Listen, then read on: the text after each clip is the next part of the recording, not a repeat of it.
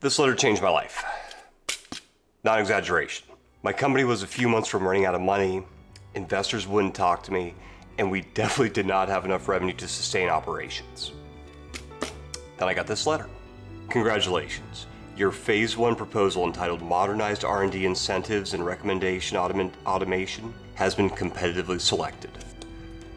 I can't overstate how important this STTR was for my company, and by extension for my life. So I'm going to break down every single thing I did to win it so that you can do it too, including how I decided whether to go after it, found my university partner, created the proposal, and built a budget.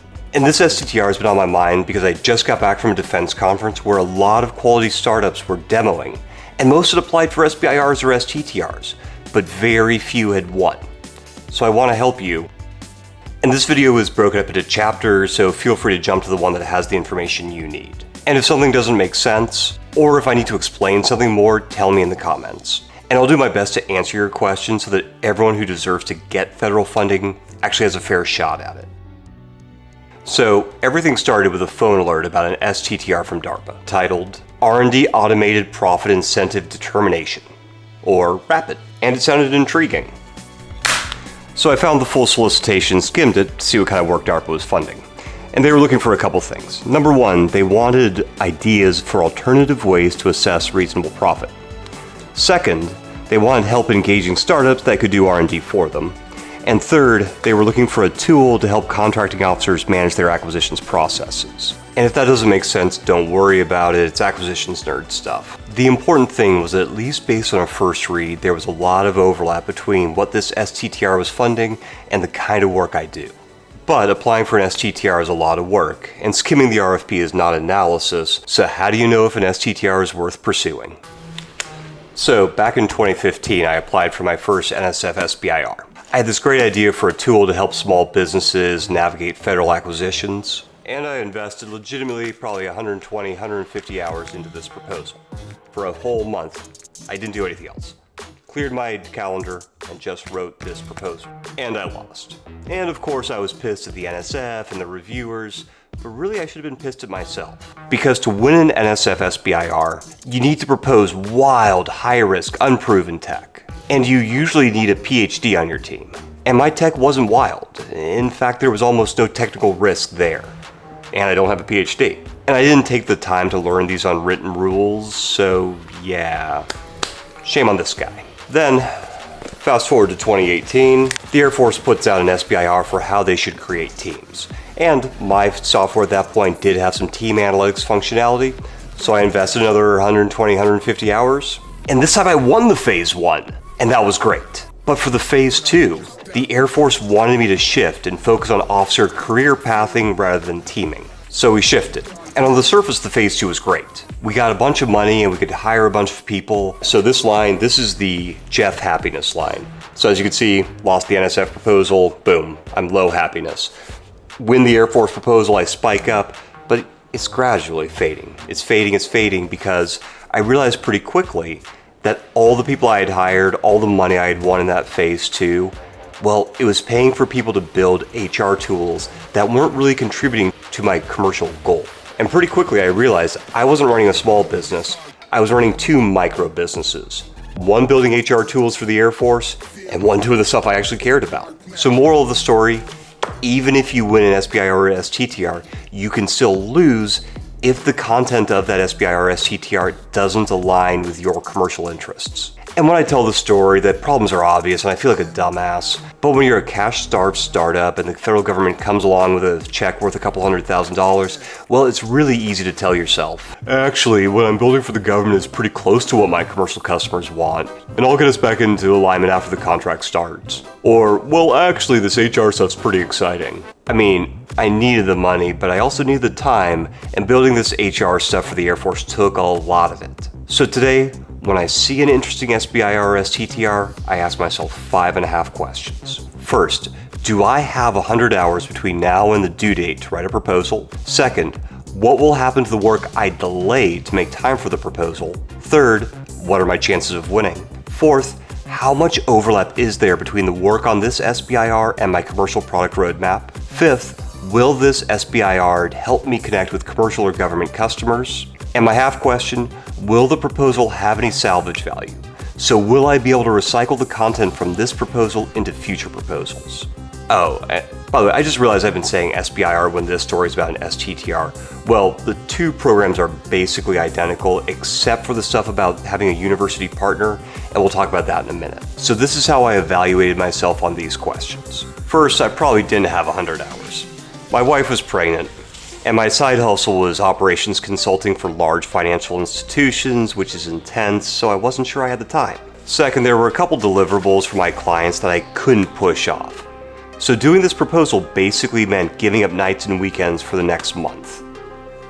On the win rate, I gave myself about a 20% chance of winning, which is the historical DoD average. But for an STTR, you also need a university partner, and I didn't really have one lined up, so if I couldn't find the university partner, well, I wasn't gonna be able to apply at all. So on the first three dimensions, things weren't looking very good. But the decision and process support tools I was going to build for DARPA sounded very similar to the decision and process support tools I was building for my commercial customers, so there was good technical overlap. And there was like 100% overlap between the people I'd work with for this STTR and my commercial customers, so tons of relationship building value. And finally, I figured I'd chase more SBIRs like this one, and if I lost, there was going to be high recycle value, and you know, the next proposal was only going to take me 100 hours or maybe 80 hours if I was lucky. So this is where I landed on my final STTR pursuit analysis. You know, first three looked terrible, last three looked great. And there's no mathematical formula for comparing all of this to come up with an objective answer. But I did spend a lot of time thinking about it, and I talked to my wife and I talked to my advisors, and then I cleared my nights and weekends for the next month so I could write.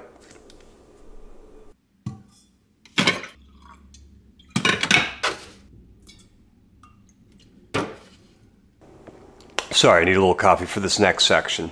All right, so check it out. It was June 7th. The proposal was due here in 4 days, and I get a call from my university partner telling me that legal has some issues with our partnering agreement. And immediately my stress meter pegs. I found this opportunity. I brought it to them. I basically hadn't slept in a month because I was writing the proposal, and if we won, they were gonna get $125,000 for not doing a lot. My point is, I wasn't necessarily in the best headspace. Fortunately, the woman who I'd been collaborating with on the university side saw this and took over. And I am forever grateful to this woman, and we still work together because she was more pissed than me. She got us an emergency meeting with legal, and she starts drilling the lawyers. What was the problem? Exactly. What part of the agreement had issues? Specifically. Show me the offending language type thing. She pinned them down, and basically legal had some heartburn with a specific part of their statement of work that I guess wasn't researchy enough. So on the spot, she opens up our draft agreement, deletes all the offending text, asks me to move all the research tasks from my statement of work to theirs. She looks at lawyers and asks if they have any questions and says she expects their approval in an hour. And she got it. And the next day we had an executed teaming agreement. And I tell the story because if I hadn't had her working on my behalf, that meeting with legal might not have happened. And those real-time contract changes might not have happened. And left to their own devices, the lawyers could have easily pushed us past the STTR due date.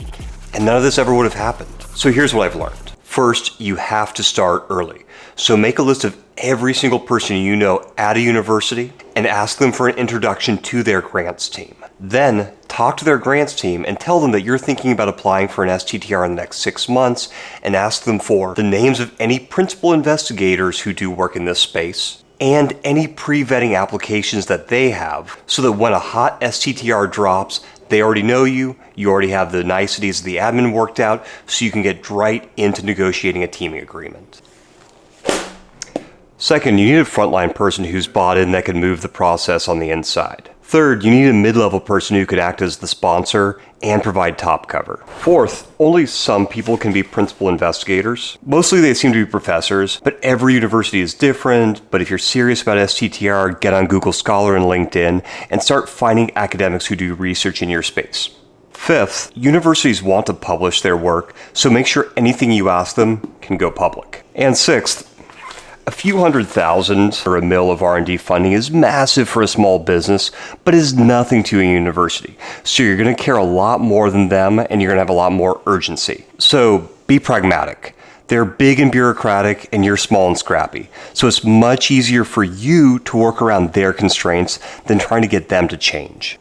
Now, I did none of these things for this STTR. I just got lucky. I happened to know the woman who was helping me because I had talked to her years prior about joining the Army Reserves, and we'd stayed in touch ever since. And I knew her boss, the mid-level advocate, because we had worked together on some defense innovation stuff together at his previous job. But this university with these two people were the only ones who came through. And I had reached out to dozens of universities, and had actually started conversations with about 6. But even though the start was stressful, I love working with my university partner now. First, they're a university, so they have tons of technical credibility, and I'm a small business with very little credibility.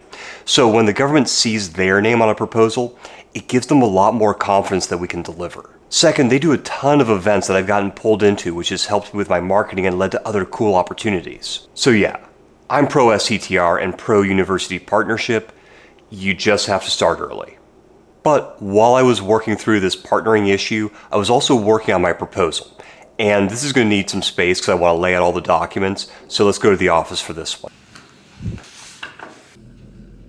Thank you very much. All right. Proposal writing is a beast. And if you haven't done it before, the process can be overwhelming. So let's start with something a little bit more familiar. A puzzle. So you wouldn't do a puzzle by, looking at the box once, dumping out the pieces, and then randomly trying to put them together, and looking at the box every once in a while, right? But this is how most people do proposals. And honestly, I'm guilty of it too. They scan the solicitation, take a couple notes, decide what they want to write about, and then just start typing. And check the RFP every so often. And this doesn't work with puzzles, and it doesn't work with proposals. So for this DARPA STTR, this is what I did and what I highly recommend you do. First, I wrote an outline. Or in puzzle terms, I found all the edge pieces. All right, so let's open up the RFP, and we're looking for the proposal instructions. So proposal instructions, where are you? This is what DARPA wants to achieve. This is how the work is going to be done at an extremely high level. Here are some reference documents. But, oh no, there are no proposal instructions in here. Shocker. All right, so in this case, I took a look at Google and look at this. Here they are. Phase 1 template for the Volume 2 technical volume. So here are the key pieces of information within these proposal instructions. Number 1, we have our disclosures. This is just a little bit of boilerplate that we're going to put at the top of our proposal. And then this little text right here, we're going to put in the footer of each page. Next, we've got the format, so this tells you exactly how to lay out the pages, the size of each page, fonts, margins, all that sort of stuff. And I know this seems like a lot of detail, but follow it. You do not want to get disqualified because you didn't follow the formatting. And if we turn the page to page 2, we get the exact outline for the document that we need to generate. Now, not every agency is this nice, but DARPA gives you the structure they want you to use.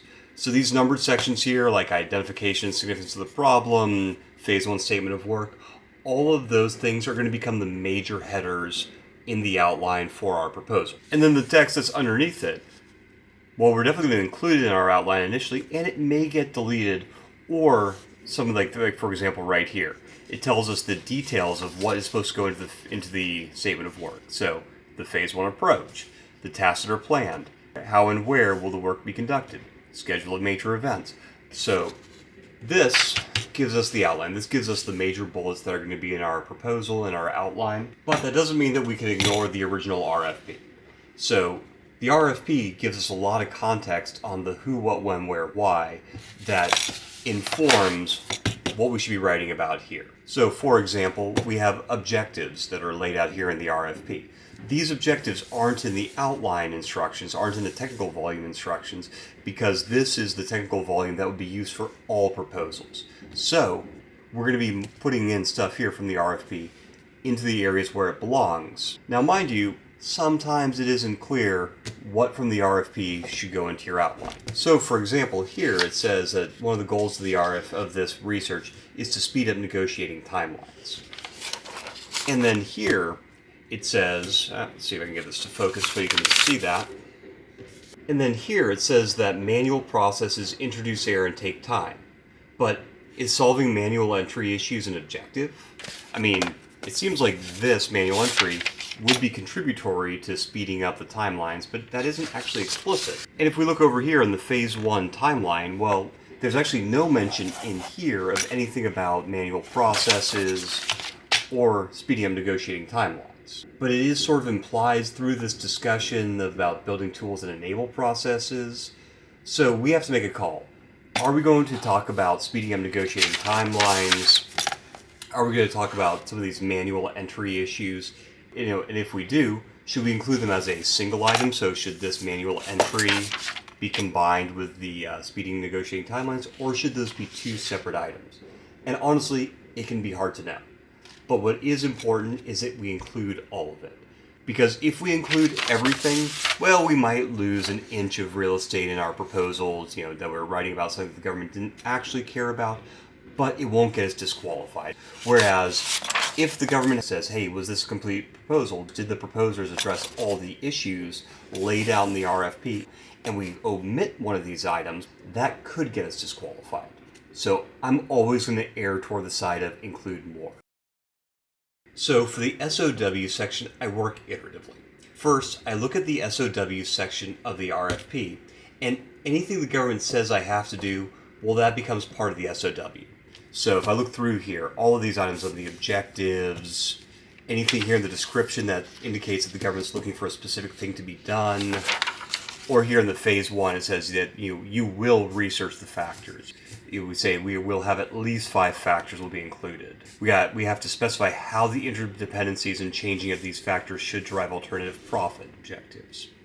We have to demonstrate feasibility. We have to combine the factors. You see, there's a bunch of stuff in here in the Phase 1 that gives us clear indications of the work that we have to do. Now, once I understand all the things that I have to do, then I'm going to figure out how I'm going to do each of these things. So for this STTR, the RFP specifies that I have to research the factors that stimulate efficient blah, blah, blah. But in order to do that, I need understanding how R&D companies evaluate whether to pursue R&D projects at all. And so what that looks like in practice is something like this. So here's all the elements that I pulled directly out of the proposal instructions. So these are just, all these major headers are just verbatim pulled over. And then here I have my statement of work. And again, all of these areas, so Phase 1 approach, task plan, where the work will be conducted. Well, that is just verbatim pull out of these sub-elements. They're not written as bullets, but it tells me in the statement of work section, I have to address each of these items.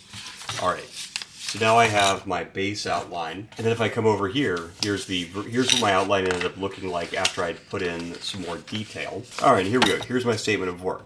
So I wrote out each of the things that I was going to have to do in order to achieve the statement of work elements that were listed here in the RFP. Sorry, I lost focus there for a minute. So in order to achieve these things, I'm going to do these activities, and I'm going to include for each of these activities all the information that's described in the proposal instructions. All right, look at how much structure we created just by putting together those edge pieces, which is the outline of our proposal.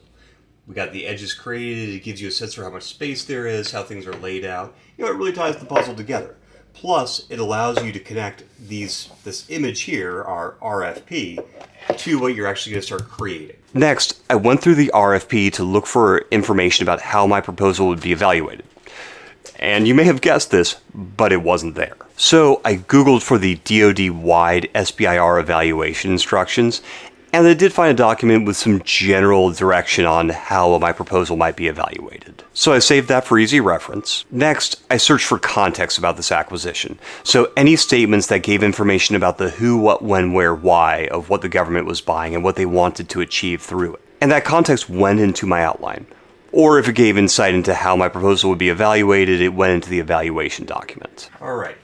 So going back to our RFP. So for example, in the RFP objectives, they never say what kinds of companies they're struggling to attract. But here in the body, they mention non-traditionals, which is DoD talk for startups. So it's pretty clear to me that DARPA's goal in all this was to attract more startups. Now, this sort of context probably won't get included in the final draft, but I wanted it in the outline to help me think through the content I should include in each section.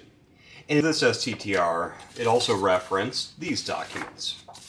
So I read those and added any interesting elements from them into my outline. Next, I looked at the page limits that were laid out in the proposal instructions. And it said that the technical volume could be up to 25 pages. So I thought a little bit about how I wanted to distribute those 25 pages across each of the major elements of the proposal. I decided that I'd give myself some rough targets. So I went with 1 page for the problem. I was going to do about 3 pages on the technical objective. I figured that the statement of work was going to take me about 8 pages. Then we had our related work, which is basically our experiences that demonstrated that we could do all the things we're suggesting to do in the SOW. I figured that was going to take another 8 pages. Key personnel resumes was going to be 2 pages. And then, give it 3 pages for other stuff.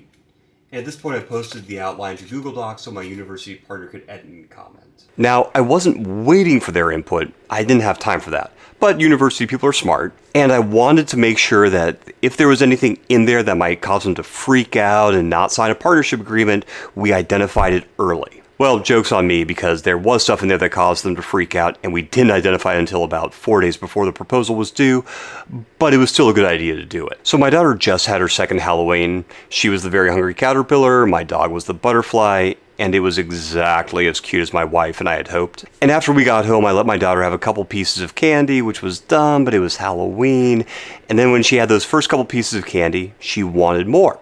And we said no, and she started to cry, and she came at us with every reason you can think of that she should have more candy. She said it was Halloween. She said that other kids got candy. She said that her grandma would have let her. She pointed out that she'd been good all night. And honestly, it worked. She got a couple more pieces of candy, and then she wanted more, and we put our foot down, and she melted down, and it was a rough night. But we did get some nice photos for the gram, so I'm going to call it a win. But the reason I bring this up is that all those reasons why she should have more candy, those were her win themes. The reasons why she thought she should get more candy. And she articulated them again and again and again. And before I start writing a proposal, I develop my win themes. So the reasons why the government should choose me to be the winner, and then I repeat them again and again and again in my proposal. So next, I looked at what the RFP was asking for and what the government was trying to achieve through this solicitation, and then I started to figure out, well, why was I the best team to deliver that work? But first, DARPA wanted to attract more startups to do R&D for them. And I had started a GovTech incubator and spent about 7 years helping startups work with the DoD. So my first win theme was that I knew how the commercial side worked really well. Second, the government wanted tools to help accelerate their acquisitions processes, and I had built an app that helped companies make government market decisions. So my second win theme was experience translating processes and turning human decisions into algorithms and digital tools. Third, the government wanted to map a large and amorphous community, and my university partner had some great ecosystem mapping methodologies that would help us execute the research.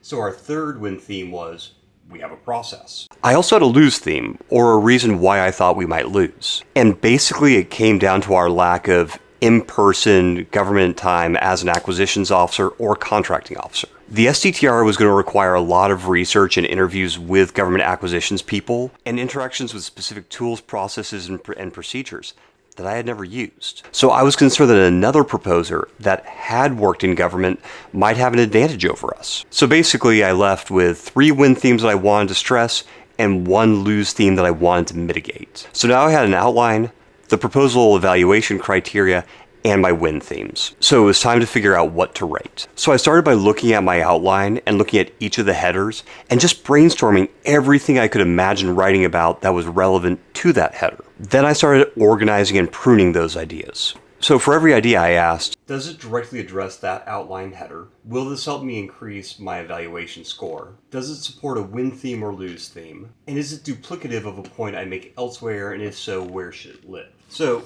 going back to our puzzle analogy, my brainstorm was dumping all the pieces in one pile. And my analysis was organizing all those pieces into color groups to make it easy to find the ones that fit into each part of the puzzle.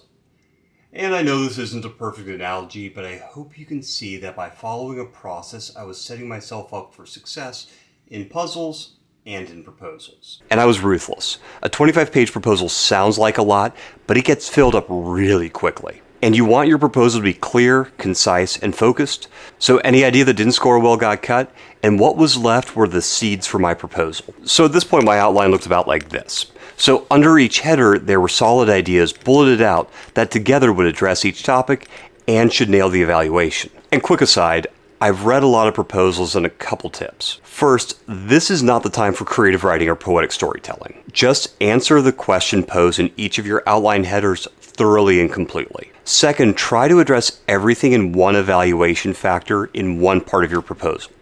Don't expect the government to cross-reference 5 different pages in your proposal to cobble together the answer to one evaluation criteria. Third, use the scoring grid to self-evaluate, and make sure you've addressed every evaluation criteria and that you're maxing out each score. Then I turned my outline into a first draft, edited it, scored it, and then just repeated that process. So I just kept writing, editing, and evaluating until I ran out of time. Then in the last week, I built my budget, and I have an entire video on how to build your budget in the description below. And the good news is that we won. And in phase 1, we learned a ton.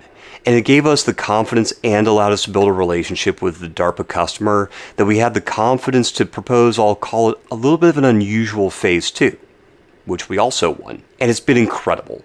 The funding has allowed us to mature our commercial and our government side product. The interactions and interviews with commercial and government side officers have really expanded our networks. The university partnership has allowed us to build some really cool and wild tech. Just by doing work for DARPA has given us a ton of credibility in the commercial and government space. And we published our findings from phase 1, which has given us even more credibility and reach in the market. So bottom line, SBIRs and STTRs aren't scary, and the benefits are incredible. But do you know what's better than getting an SBIR? Getting an SBIR and VC funding. So for a behind-the-scenes look at how a dual-use investor evaluates companies that have received SBIRs, check out this class here.